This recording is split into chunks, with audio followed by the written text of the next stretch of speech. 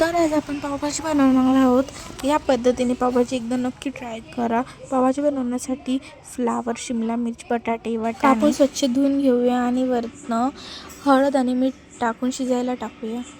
तर इथे आपण कुकरच्या 3 शिट्ट्या काढून घेतल्या होत्या आणि चांगलंपणे सर्व भाज्या शिजल्या आहे. आता सर्व मॅश करून घ्यायच्या आहेत. तेल तापल्यानंतर जिरे टाकूया.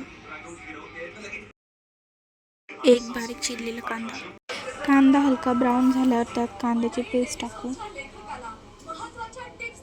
पेस्ट शिजल्यानंतर टोमॅटो प्युरी, सर्व चांगलं शिजल्यानंतर आलं लसूण पेस्ट टाकूया.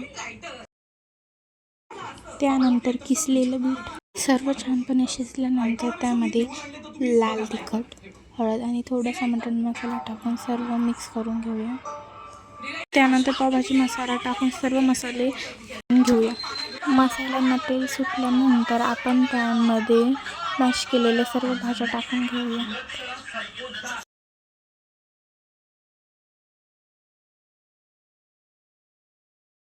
कसुरी मेथी, वरतून लिंबू आणि पावभाजी मसाला टाकूया. कोथिंबीर, सर्व मिक्स करून 10 मिनिटं शिजवून घेऊया. एकदा नक्की ह्या पद्धतीने पावभाजी बनवून बघा, तुम्हाला खरंच आवडेल. कमेंट करून नक्की सांगा कशी झाली आणि नेक्स्ट रेसिपी कसली येणार.